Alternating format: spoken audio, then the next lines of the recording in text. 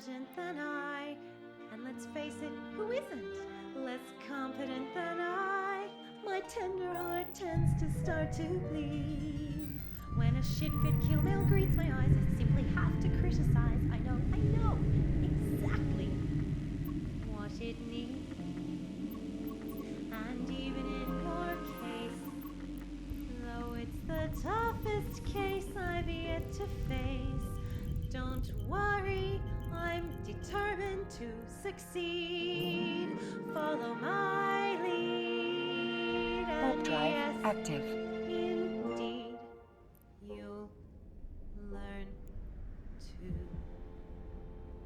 PvP. You're gonna ace PvP. I'll teach you the proper tips when you fit your ships, little ways to max and min. Whoop. I'll show you what guns are dank, how to fix your tank, everything to help you win solo PvP. I'll help you crush PvP. You'll know how to spiral in, you'll be slingshot in, fly the way you've got to fly, to avoid the tons of ridiculous ways to die. Don't be offended by my thorough scrutiny. Think of it as ship insurance fraud immunity. Now that I've chosen to become a palafitter, bit of better, there's nobody better, not when it comes to PvP. I know about PvP, and with a few proper fits to equip your ships instead of dual tank railroad keys. Oh gee, there's nothing that can bluff you, that I fully guarantee.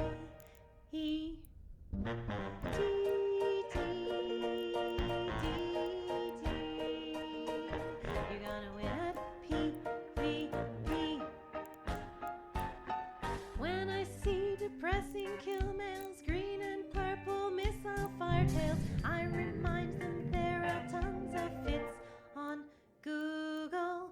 Also with the best and brightest soloists and fac war fighters. Did they take every battle? Don't make me laugh. They were ship savvy, please. It's all about when to flee. It's not about DPS, it's when you aggress. So it's very shrewd to be very good at quick escapes, like me. And though you protest that you do know best, I know clandestinely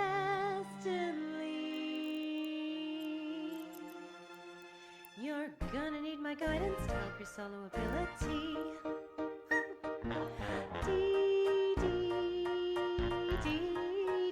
You'll win PvP, just not when you land on grid with me.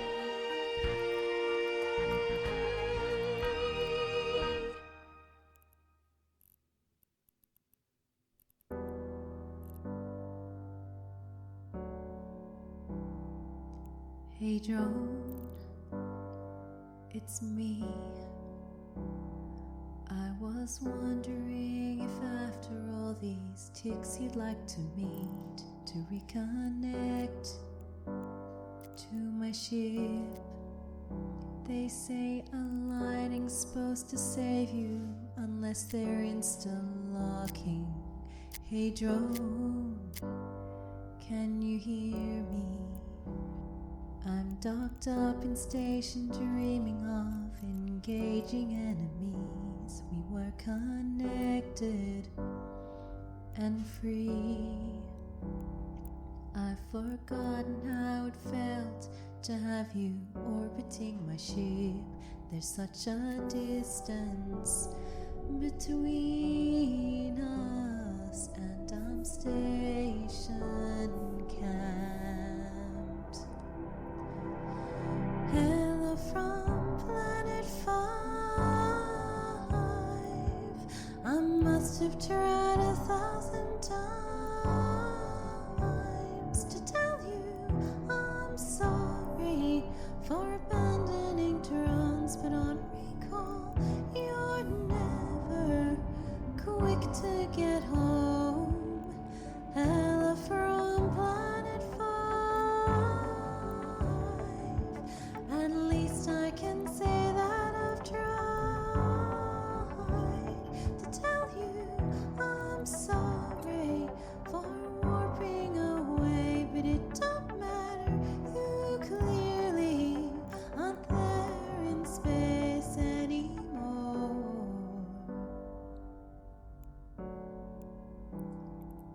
Hey drone, how are ya? It's so typical of me to warp off, leaving you behind. I hope that you're safe. Did you ever make it out of system, scooped in someone's bay? It's no secret that I'm terrible at EVE Online. So hello from Planet 5. I must have tried 1,000 times to tell you I'm sorry for abandoning drones, but on recall, you're never quick to get home. Hello from Planet 5. At least I can say that I've tried to tell you I'm sorry for warping away, but it don't matter, you clearly aren't there in space anymore.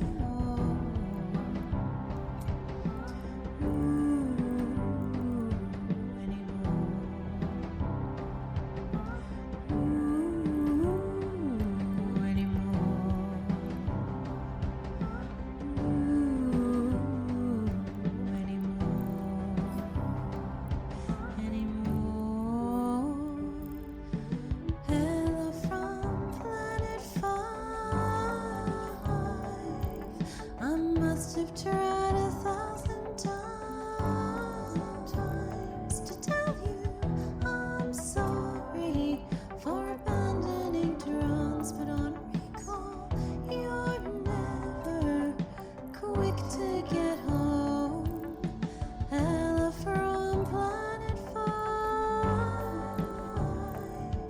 At least I can say that I've tried to tell you I'm sorry for warping away, but it don't matter, you clearly aren't there in space anymore.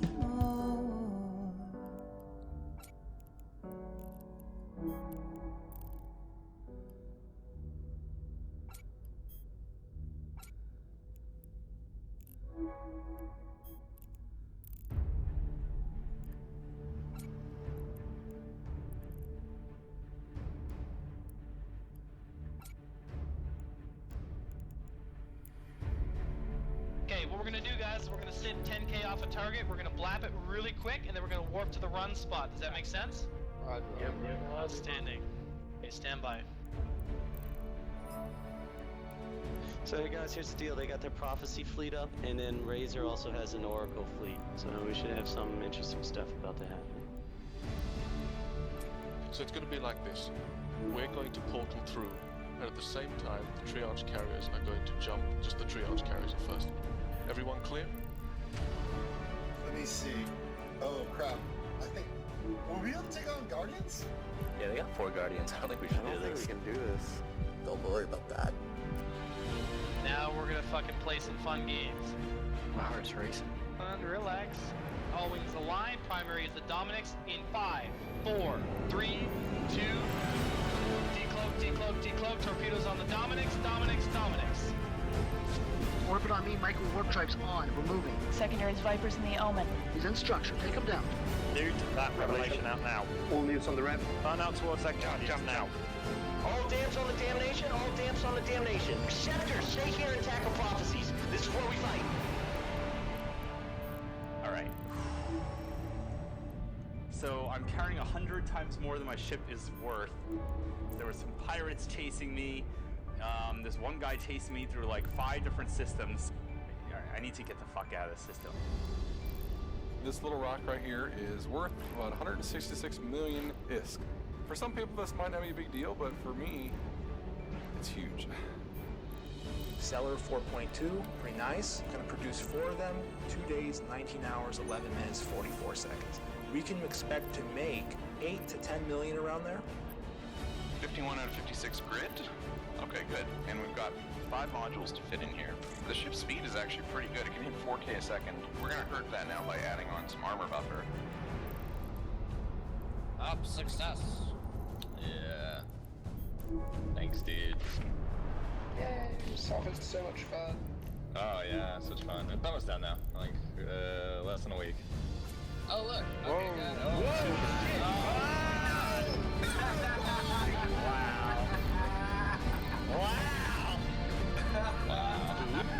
That is Rick's engagement, man. Archivian silos down, Archivian silos down. Go, go, go, silos down. Portal, portal, primary. Gate is green, gate is green. Sniper skills to long range, you guys BSC.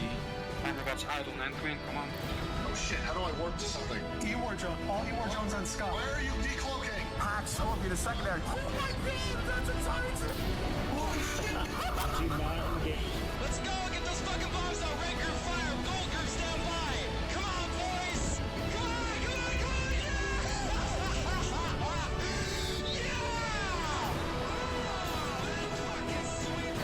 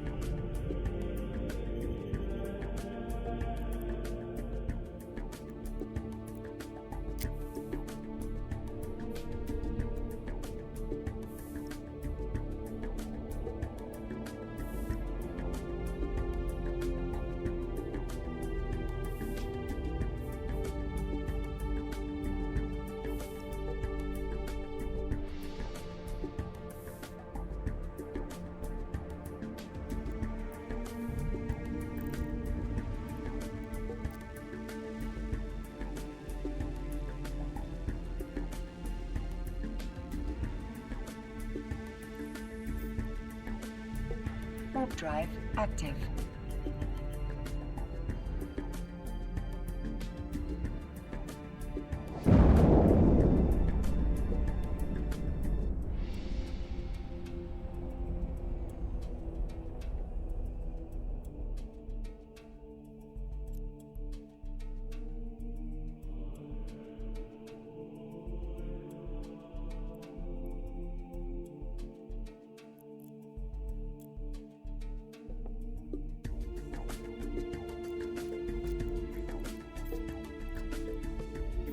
Warp drive.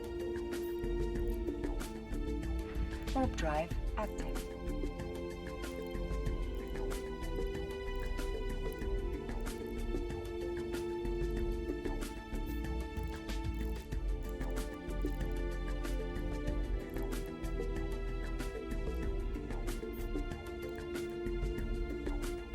Warp drive active.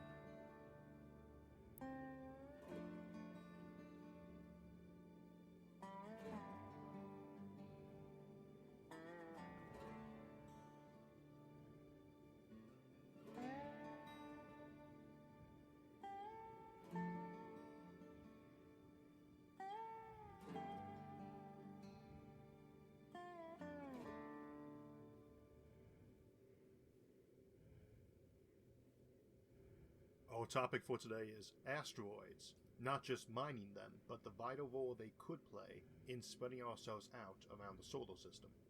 Now, chances are you have already heard or read about the idea of mining asteroids. I've noticed that there is a lot of talk about the idea, but as is often the case, not much beyond surface details. One is left with the impression that asteroids are rocks in space with metal in them, presumably some of it quite valuable like platinum or gold, and that we would like to have those precious metals brought home to Earth. So far so good. But while platinum and gold are quite valuable, and useful too, not only does much of that value come from scarcity, which means hauling back megatons of the stuff would not be nearly as profitable as it sounds like, but it occasionally occurs to people that Earth, outmassing every asteroid in the solar system combined, actually has considerably more of these metals than they do. Indeed, before we finish today, we will pretty much kill the fictional notion that anyone will be exporting iron or bulky metals back to Earth, even while we see how incredibly useful mining these things will be. And to do that, we might as well begin with what an asteroid is, because it is often misunderstood and vague. Asteroid is a loose term, and not a great one either since it means star-like, which they certainly are not.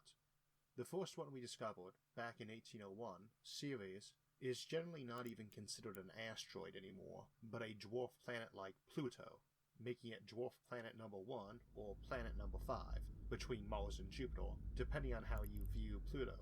It is about 4 times more massive than the next most massive asteroid, Vesta, and masses about half of what the rest of the asteroid belt combined masses, which number tens of millions of objects, many thousands of which could do double duty as mountains or kill off the dinosaurs.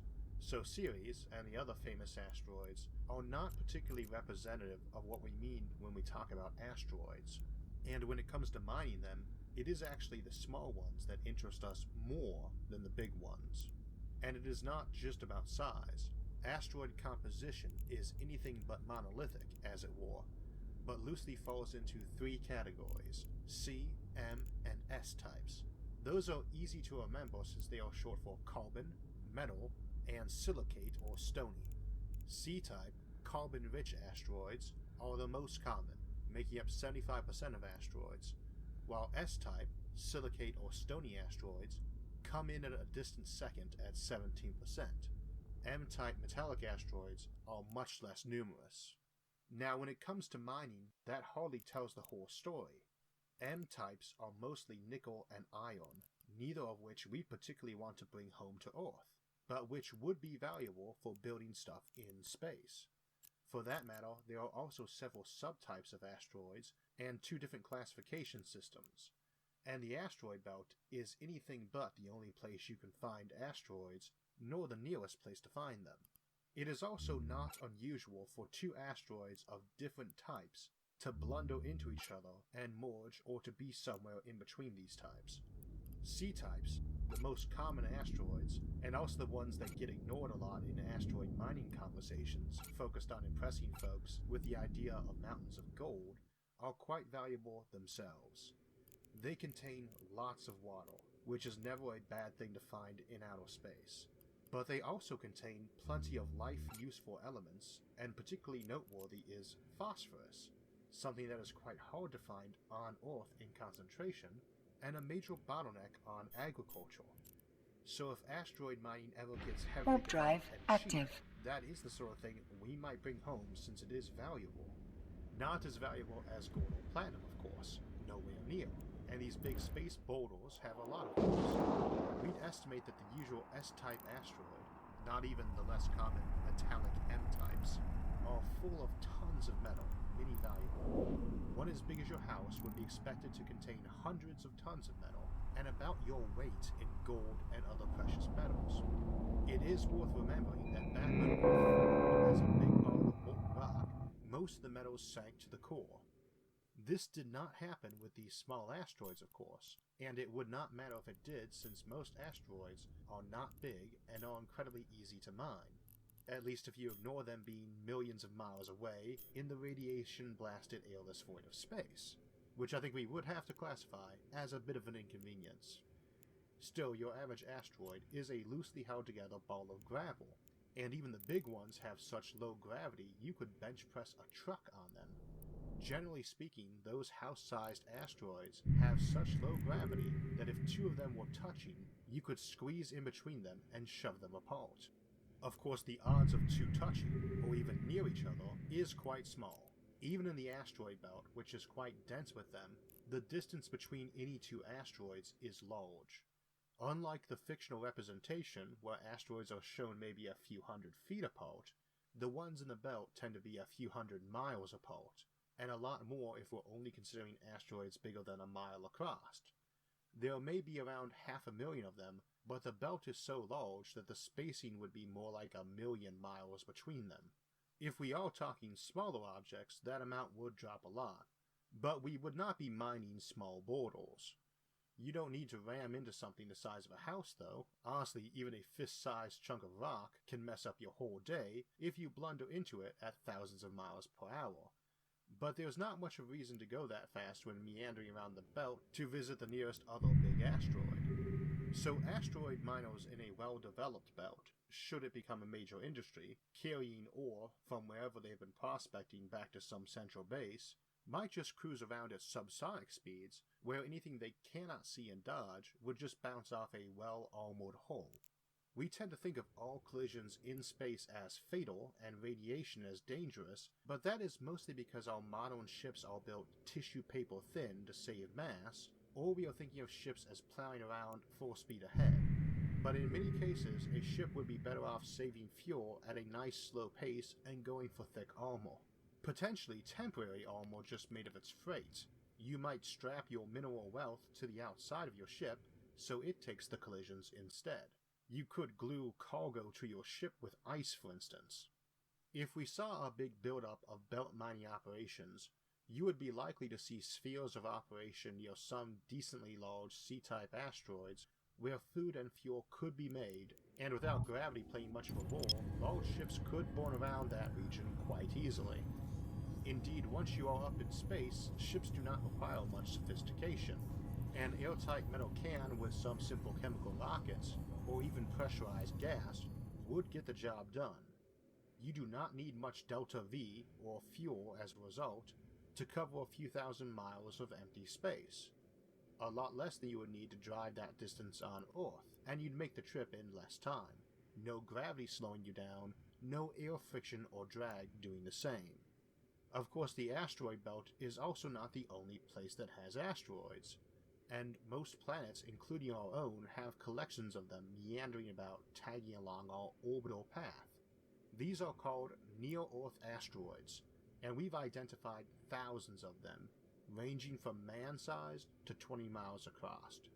Now we also have a subtype of near-Earth asteroid called EROs, or Easily Recoverable Objects, ones that would take very little fuel to bring home, or to bring bits of home, which is probably worth addressing. I have often heard it suggested we might tow asteroids back to Earth orbit. I have no idea why we would do that. We have got plenty of rock down here on Earth, and plenty more on the Moon, and way too much junk kicking around in our orbit already without adding more.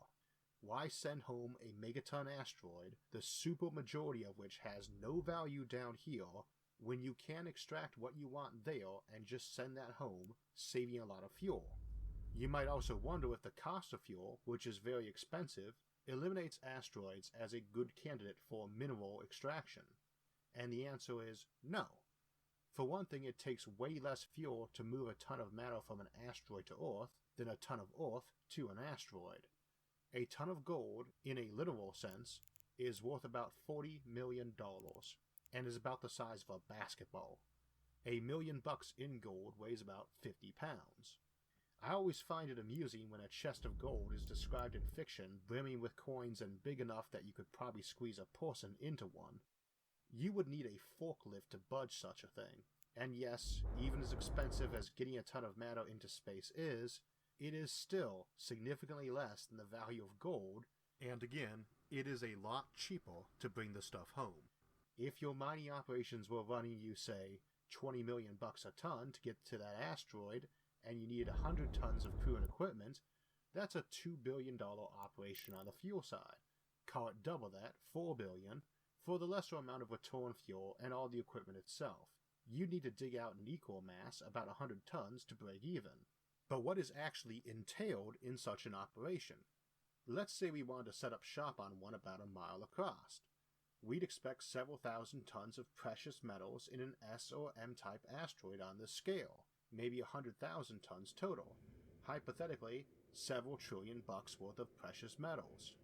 Of course, you would not want to bring all that home at once, even if you could. That's how you crash markets. But something like that would need to be a long-term operation, so more like a permanent base. The first few trips might be the small ones so you could bring them home and maybe dissect them in low orbit, but eventually you would want to settle in for some serious mining. But also some serious construction too, and some serious manpower. We need to keep in mind that near-Earth asteroid does not mean it is actually near Earth, just that it occasionally passes near us. So belt or near Earth, it does not behoove potential mining companies to go dragging these things back to Earth. Just the refined metal, and even then, mostly just the precious ones. That does not make the other metals useless though. Quite to the contrary, in many cases once you have the industry in place, it might actually be cheaper to haul even common metals like steel back to Earth orbit for construction of things in orbit than to lift them up from the surface of Earth, even though in one case you are going a couple 100 million miles, and in the other only a couple 100 miles. But, in all probability, the moon would be a better source, and a bigger one, since it outmasses the entire asteroid belt by a factor of at least 20-fold. The true value of the asteroid belt is building away from Earth. The precious metals are just a cash crop, as it were, like tobacco or tea were in colonial days. You take the precious metals home to Earth and keep everything else in space, probably pretty close to hand. These places are distant from Earth, and the mining is likely to be a time-consuming process as you refine it all on the spot too. So these are likely to be bases that are designed for independent operation, or interdependent operation with neighbors, as more gets built up and each can develop its own cottage industries to specialize in something. The guys on Asteroid Alpha have extra hydroponics they use to make clothes, for instance, while the guys on Asteroid Beta can make microchips. Classic trade situation depending on scarcity and difficulty locally manufacturing something versus the hassle and time and fuel of importing it. Scarcity, by the way, or a lack of it, is our topic for next week. Post-scarcity civilizations won last week's audience poll, and the two biggest linchpins of that sort of civilization would probably be access to nuclear fusion and very elaborate 3D printing or even self-replicating nanomachines. If you have got those, then the dynamic for mining changes, as you might not even need to send people to oversee this stuff. It takes some brains on site though. We could remote mine the moon. It is only 2 light seconds away, so smart automation is not an absolute necessity. But asteroids will be many minutes away in communications lag, so you need a brain on site, be it human or sophisticated machine, which we will be looking at more next week in the video on technological singularities, which came in second place in the poll. But we are talking about year-long missions, if not more. So being able to grow your own food and recycle your water and air are not absolute necessities, but they certainly would help. Especially since only for the smallest asteroids would you be likely to exhaust the thing's resources in a year. Everything you can make on spot, or repair on spot to cut down on spares, cuts down on your initial mass and total costs. We will assume someone is planning to set up shop there for the long term. Not necessarily as individuals. People might cycle back and forth every launch window, which is about once a year. Yes, launch windows to the asteroid belt come up more often than Mars. Mars is too close and fast for us to have a window very often. We get launch windows to Mars every 26 months. For things further out, we get one just a bit less often than once a year, every 15 months for Ceres, and that is about the norm for the asteroid belt. The further away, the more often they come. In most cases, you could not unload the ship arriving from Earth and reload it for immediate launch home, since the window home might be many months off. But for the belt, especially if you can get away with using a bit more than minimum thrust, in many cases you could pack up on that same ship after a fairly short stayover. We won't go into Hohmann transfers, beyond saying they are the ideal minimum fuel cost way of shipping things, so you might not use them for people, but you probably would for cargo. Of course, if you are just shipping home people and gold and platinum, fuel costs are not all that big a deal for your shiny cargo. We will get to profitability and legal issues in a moment. Let's say we spotted a nice merged asteroid, say a C-type and an S-type had crunched into each other at some point to give us the best of both worlds. And a lot of asteroids are a bit of a mix too, which is why there are so many subdivisions.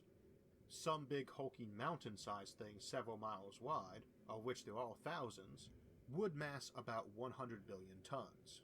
We can comfortably estimate that that thing has at least a few million tons of precious metals in it, with a market value of around 100 trillion or more dollars. And again, we can expect to be sending cargo home a little over once a year, and receiving new equipment and personnel on the same timetable. This means we do not need to manufacture anything small in mass that is hard to do, like computer chips. But even stuff like solar panels would be better made on site, and indeed they do look well inside the realm of 3D printing, and the main component, being silicon, an S-type or silicon-type asteroid, is going to have plenty on hand. If you have got nuclear fusion, and a mobile and portable version of it, great. That lets you ignore the need for launch windows probably too. But let's assume solar power only. What does our base need? We need power, so we need to bring solar panels with us to cover our basic needs, and the ability to scale up on site, in situ. We need to refine the metal and power the equipment too, so we need a lot of power. We need to grow food, we need to stay safe from radiation and micrometeors, and we need gravity. We probably need it on the way there too, because it is a long trip, longer than to Mars. This means you probably want your ship to spin to generate artificial gravity, something we have talked about tons of times before on this channel. But it also means you can just bury your full ship there with a hollow shell around it and cover that in rock, and now you have gravity and protection. Expanding on that by digging down further, or shaft mining at another site, would probably be a good idea too. Take all that iron that is useless for export, and turn it into small spinning habitats for your people and plants. We already talked about a long-term expansion of such a thing into a giant rotating habitat bigger than the original asteroid back in the rotating habitats video. Warp drive but active. Now we see the early stages and the motivation for expansion to one. There is tons of money to be made, and you just ship home precious metals. Warp drive Probably active. pay for things you cannot make there, and for passage for your newcomers to get to your growing Warp settlement. drive active. Use the other material to expand that settlement, to extract your air and water and fertilizers for plants, and make your homes and solar panels. I think if I were doing this, and I generally like to aim huge, which biases me, I would start with Dunbar's number worth of people, generally thought to be about 150 to 160 people, and generally considered your good minimum size for a long-term isolated outpost. That means you can get away with a lot of support personnel and specialists. So talking profit, how much do they need to send home each year? First, let me note that world gold production is a few thousand tons a year right now, at all-time historic highs, and the price has stayed quite high. So we can assume you could ship in a comparable amount at least before it would start screwing with the market too much. And we could safely assume if you were matching production, you could expect a revenue of $100 billion a year. That is actually the kind of cash that would let us send 100-man crews off to these spots. It is also the sort of money that lets you start building the kinds of things we discussed in the early megastructures episodes, like mass drivers and skyhooks, that are quite expensive to build, but let you do launches much cheaper. We don't do these now because they cost a lot of money to build, and only save you money if you are doing way more launches than we currently need to do for our satellite grid and scientific missions. When you are shipping in thousands of tons of precious metals a year, and shipping out thousands of tons of personnel and equipment, they suddenly get a lot more attractive. And I would say you could get launch costs all the way out to the belt for $1 million a ton, and shipping home is a lot cheaper, no gravity or air to fight on the way back. If we spotted 100 tons of gold just sitting on the moon, it would not be worth the money right now to go get that. It is only worth about $4 billion. But if it were 1,000 tons, $40 billion worth, then it probably would be, since getting that home would not take nearly as much fuel per ton as getting the equipment there. The question then becomes, in terms of asteroids, can they dig out and process more of the material per year than the cost of getting them there? And if the answer is yes, then it is definitely a go. And while science fiction loves to show the poor asteroid miner, abused by governments or companies back home, with ample historical precedent to be sure, keep in mind that if they are only getting to keep just 1% of what they mined as compensation, they would be millionaires many times over again. So history is probably not a great guide to this. So I could easily see shipping home at a profit anything you could expect to get more than $100,000 a ton for, which not only widens the market to include stuff like silver and germanium, but also means the market for gold and platinum and such can take a huge dive, down to just 1% or 2% of its current value, before it would not be profitable to mine. So while hauling home one huge million-ton gold asteroid would probably crash the market for it worse than when aluminum became cheap a century back, asteroid mining would probably be an industry that could scale up a lot. As we got more people out there and developed our infrastructure and experience. Whether or not we can do this profitably now or in the near future is certainly up for debate, and it might be we could discover tricks for mining on Earth that were just cheaper, and Earth's crust alone is a good deal more massive than the entire asteroid belt, albeit it probably does not have as much of some things as the asteroids do, and that would probably be fairly destructive mining. But the indicators are good for this option as a way of getting us into space in a big way, and much better than Mars, to be honest, in virtually every way. I do not think asteroid mining is going to become the new boom industry of the next couple of decades, but I do think we might well go that route in the not too distant future. And while I think over-enthusiasm for asteroid mining certainly exists, I think dismissal of it as an option is even less grounded in reality. Naysaying is not the same thing as healthy skepticism, though some folks confuse it for just that. In the long term, though, there is so much construction material out in the asteroids, and so conveniently distributed, that it is perfect for the construction of large numbers of rotating habitats or other megastructures we have discussed on the channel. And the asteroid belt is well suited to serve as the beginning of a modest Dyson sphere or Dyson swarm, something we have talked about a lot on this channel too. These sorts of habitats could house literally quadrillions of people just by hollowing out asteroids and reshaping them into rotating habitats, and they do not have the heat bottleneck we discussed in the video on Eucomenopolises. Now let us briefly mention the legal end of things. A common point brought up about asteroid mining, or mining the moon, is that it is arguably banned by treaty, and currently, anything you do up in space requires you to be represented by a nation. The United States did legalize asteroid mining in 2015, and the UN treaty on the matter is fairly irrelevant anyway. All the big powers are very pro-space development, and I cannot think of any nation that is opposed to it either. Not that there would not be legal battles, but I would not expect them to interfere much. We have got centuries of precedents for mining here on Earth to deal with people trying to extort ridiculous claims on stakes, and doubtless things like that will be tried in space too. Laws can be changed, and our current or recent ones on this have always been more of a placeholder than intended to be permanent.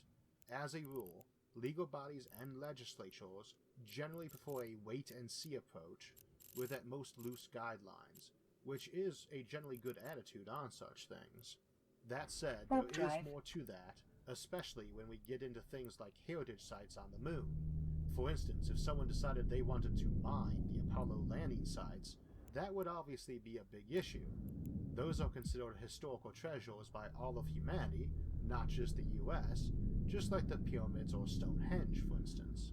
If you want more information on that, it was a subject on the first episode of Spark Viesla's podcast, Monday Moon Days, that just came out last week.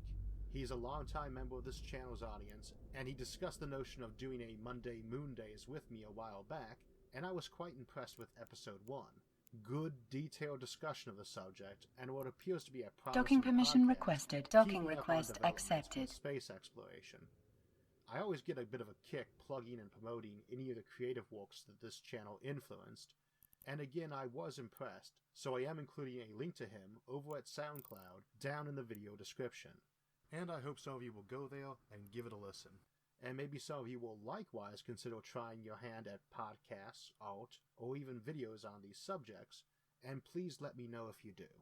You can also find me over on SoundCloud, where these episodes and some exclusive material can be found to listen to or download, and you can find all the videos on YouTube or at my website, isaacarthur.net. That will finish us out for this week. Hopefully you have a clearer idea what asteroid mining is all about. For my part, I'm quite optimistic, in a cautious way, about it being a path forward for major development of space. As mentioned, next week's episode is going to be on post-scarcity civilizations, and we will dig into the concept of what that is, if it is even possible, and what speculations folks have had about what that sort of society might be like in terms of both positive and negative aspects. That's next week, and the week after that we will take a deeper look at the notion of a technological singularity. To get alerts when those and other videos come out, make sure to subscribe to the channel, and don't forget to hit the like button if you enjoyed this video, and share it with others. Questions and comments are always welcome. The channel has been growing considerably of late, but I still manage to reply to most comments. Warp I drive certainly read active. them, and hopefully someone else will reply if I don't get a chance to. So next week, post-scarcity civilizations. Until then, thanks for watching, and have a great day.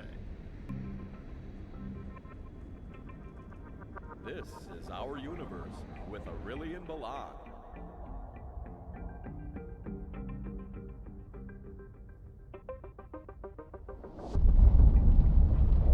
Asteroids, meteoroids, and comets have all played a role in Earth's history. We've been a passive observer for as long as there have been eyes to observe. Recently, Earth has been less passive and more interested in the ice, rock, and metal that lies just outside our atmosphere. We're launching asteroid reconnaissance spacecraft that will explore the possibility of mining nearby asteroids. There is a massive prize waiting for those who have the means to mine it. Before we look at the numbers, let's make sure we know what's out there. First of all, we're not talking about comets. While asteroids and comets have many similarities, comets generally formed far out in the solar system beyond the orbit of Neptune. Because they formed so far away from the sun, they tend to be icy. If a comet gets closer to the sun, it develops a slight atmosphere called a coma, Warp drive as well as a long active. tail that spans millions of miles across space. Its proximity to the sun is causing the core of the comet, the nucleus, to spew out much of what it's made of. Comets are commonly called dirty snowballs, since they are mostly made of rock, dust, and water ice, along with a few other frozen gases. Some comets have a higher concentration of dust, so they are affectionately referred to as icy dirt balls. The core of these giant floating islands of ice and rock have been observed anywhere from a few hundred feet across to up to 19 miles across. But they appear much larger when they approach the sun, thanks to their comas. Asteroids, on the other hand, are generally denser and do not evaporate or develop atmospheres, as many are already close to the sun in the asteroid belt or closer. They developed inside the orbit of Jupiter and can be much larger than a comet nucleus. The largest asteroid is around 600 miles across, but get down to as small as 1 meter. Anything smaller than 1 meter is classified as a meteoroid. What's interesting to miners is an asteroid's metal and water content. Potential space miners see a market need since Earth has a finite amount of easily accessible iron, nickel, and cobalt. As our natural resources are depleted, we are beginning to look at the asteroid belt. Warp drive There are millions of asteroids in our solar system, most of which are too small or too inaccessible to be worth the journey. However, about 1,000 asteroids show great potential for profit. Assuming one can completely mine these asteroids, the profit margins are difficult to believe. For example, if you could completely mine asteroid 2996 Bowman, that is around 3 times as far away from the sun as we are, you'd be looking at a profit of $92 trillion. That's more than the world's total gross domestic product for just one asteroid. The asteroid is about 14 miles across and is rich in platinum, nickel, iron, and cobalt. Other asteroids are worth significantly more. We're also interested in water content. If we could use the asteroid belt as a refueling station, we could stay in space longer and go farther into the solar system. Governments and companies will also have to be careful to launch at the right time. Since both Earth and the asteroid orbits the sun, there's a small window when both objects are close to each other. Otherwise, the asteroid is unreachable or inaccessible. Reaching for the stars, specifically asteroids, will broaden our entire reach in the solar system and ideally help Earth avoid poor mining decisions on our own planet. My name is Aurelian Balan, and I'm an associate professor of physics at Delta College. Tune in next week for more about our universe.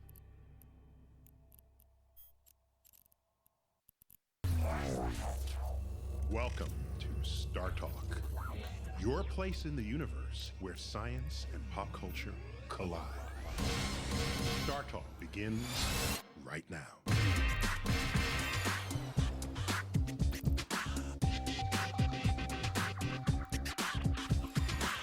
Welcome to Star Talk Radio. I'm your host, Neil deGrasse Tyson.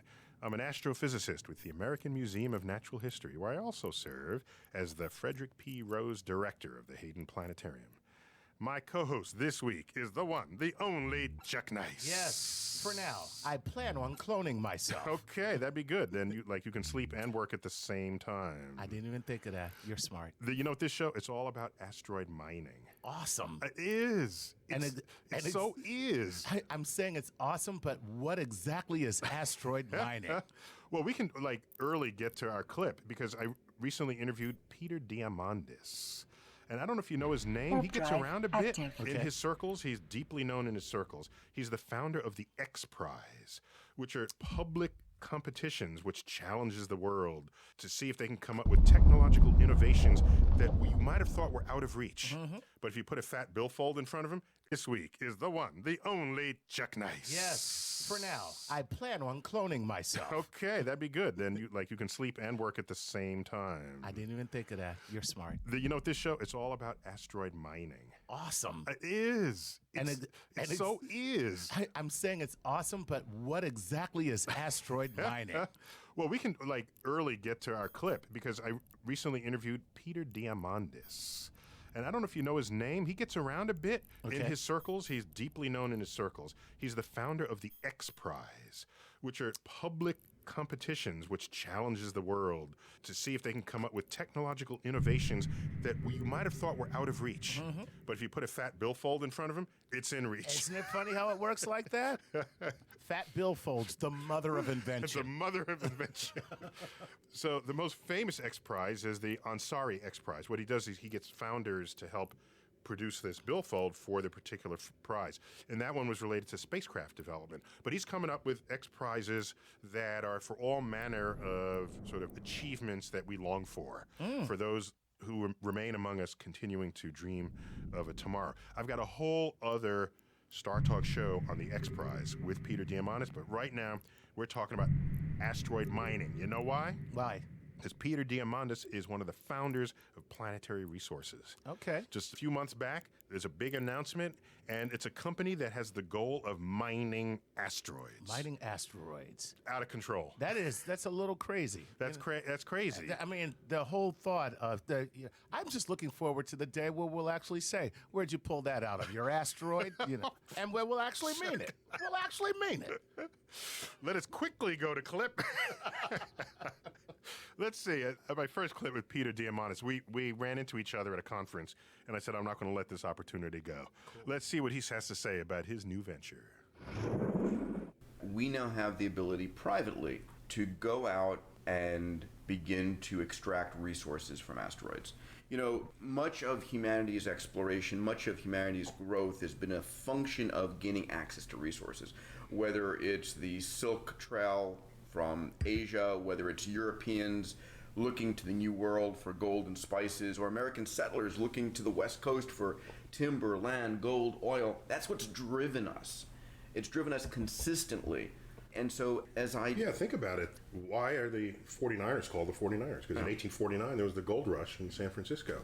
There's people moving body and soul. And that drove the creation of the railroads. It drove different parts of the United States to be literally settled, Homestead Act and so forth. So people were looking for resources that would create value and uplift humanity in that regard. The space program has been on again, off again. You know, it's been the ups and downs of Congress.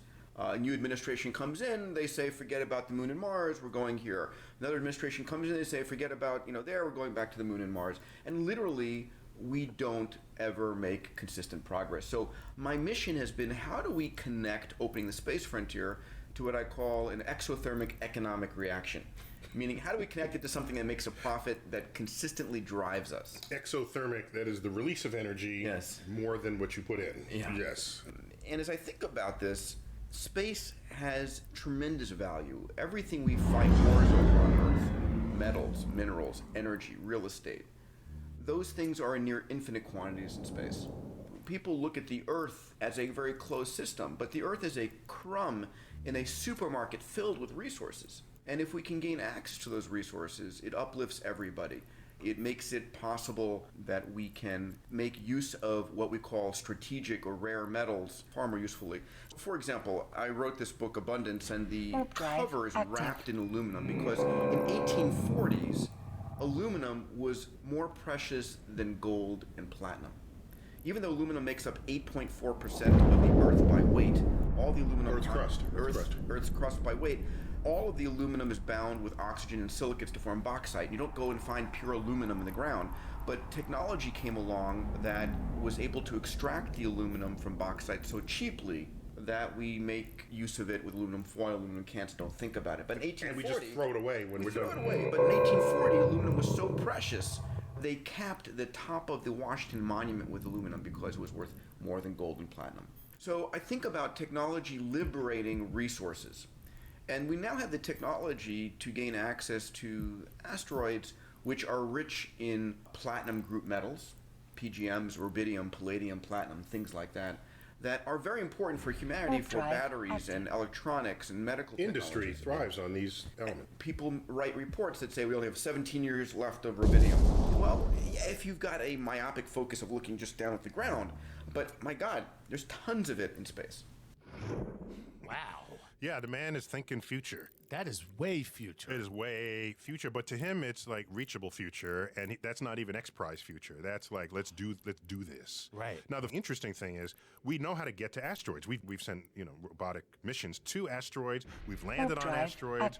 We've orbited asteroids. Right. And so getting there is not the issue. It's now what are you going to do with this stuff, and that's really the future, future shock right there. Well, that and the fact that I realized from listening to him that basically greed is what drives us as a race of people. Well, I didn't know until we researched the show that the first transcontinental railroad was funded in part by gold rush money. I just didn't know that. Yeah. And in fact, gold was discovered at Sutter's Mill, 1848. And so why do they call them the 49ers? It took a while to that information to get out and for people to then rush the state. See, this is what happens when you don't have Twitter. It takes a whole year for the word to get out that there's gold in them. There are hills. Them there are hills. And in fact, when you find gold, what's the first word that comes out of your mouth? Eureka. Eureka. And in fact, that is the California state motto. Really? Yeah. The state motto of California is a frickin' vacuum cleaner. It's Eureka. Eureka. That sounds great. Yeah, and of course, that word, we attribute that to Archimedes when he first dipped himself in a bathtub he thought his brain was always thinking, and he overfilled his bathtub before he stepped in. Right. And what happens when that happens? You overflow the tub. You overflow the tub. And he realized that his body volume must equal the volume of water that spills out of the tub, which in retrospect sounds trivial, but this could be a way to measure the volume of irregular objects, like king's crowns. And you want to find out whether it's made of gold? That's the first step in that process, and I would have said Eureka as well. Eureka! We're going to end this segment. When we come back, more on asteroid mining with Star Talk.